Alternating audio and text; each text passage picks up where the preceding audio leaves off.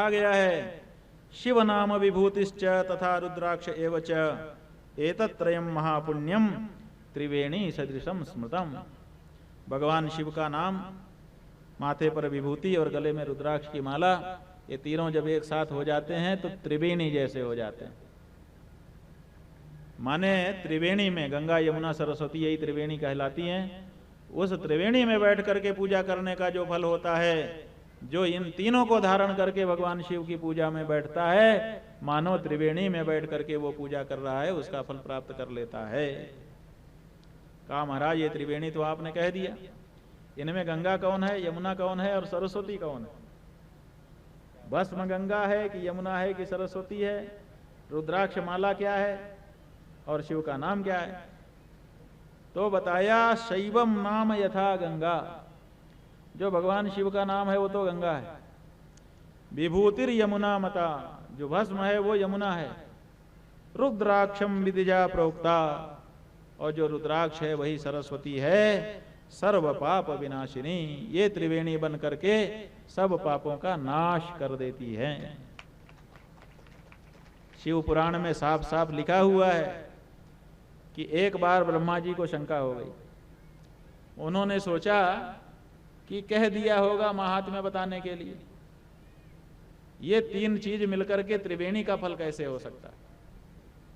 कभी कभी आपको कोई बात बुद्धिगम में नहीं होती है, सोचते हैं कह दिया होगा, ऐसा नहीं है। ब्रह्मा जी को शंका हो गई तो ब्रह्मा जी ने किसी को कुछ कहा नहीं, धीरे से भस्म ले आए, धीरे से रुद्राक्ष माला ले आए और धीरे से भोजपत्र शिव जी का नाम लिखा और तराजू टांग दिया अपने दरबार में और एक पलड़े पर रख दिया।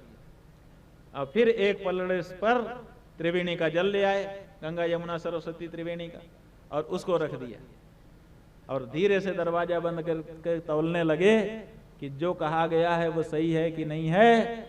और परिणाम क्या निकला कि दोनों पलड़े बराबर दिखाई दिए। जैसे त्रिवेणी का जल जितने महात्म्य का उतने ही महात्म्य की ये शिव त्रिवेणी। दोनों के महात्म्य में न कोई कम था न कोई ज्यादा था, एकदम बराबर निकला। तो ये माने सुपरीक्षित बात है कि ये भगवान शिव का पूजा करने के पहले त्रिवेणी का स्नान समझिए अथवा त्रिवेणी का क्षेत्र समझिए। ये महत्व बताया गया है। किसी ने कहा है दिग्भस्म रहितम बालम, धिक्कार है उस मस्तक को जिसमें भस्म लेपन नहीं हुआ है। दिग्ग्रामम अशिवालयम, धिक्कार है उस गांव को जिसमें कोई शिवालय नहीं है। दिग अनीशार्चनम जन्म, ऐसा जीवन भी धिक्कार है जिसने भगवान शिव की पूजा नहीं की। दिग विद्याम अशिवाश्रयाम, ऐसी विद्या को, ऐसी विद्वत्ता को भी धिक्कार है जिसमें शिव तत्व का वर्णन नहीं किया गया है। तो ये भगवान की प्रीति के निमित्त भस्म का वर्णन हमने आपको सुनाया। कहते हैं कि ये जो भौं है जहां से शुरू होती है वहां से शुरू करके जहां तक जाती है वहां तक का त्रिपुंड लगाना सबसे उत्तम होता है, ये जान लीजिए। और इसके जो तीन रेखाएं हैं वो ब्रह्मा विष्णु और महेश तीनों देवताओं का प्रतिनिधित्व करती हैं और 3 जन्मों का पाप हरण कर लेती हैं।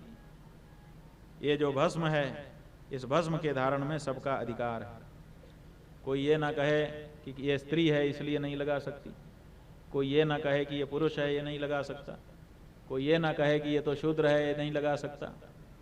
इस भस्म के धारण में हर शिव भक्त का अधिकार है। जो भी शिव की भक्ति से भावित है वो अपने माथे में भस्म लगा सकता है, लगाना चाहिए। इसी से भगवान शिव की प्रीति होती है।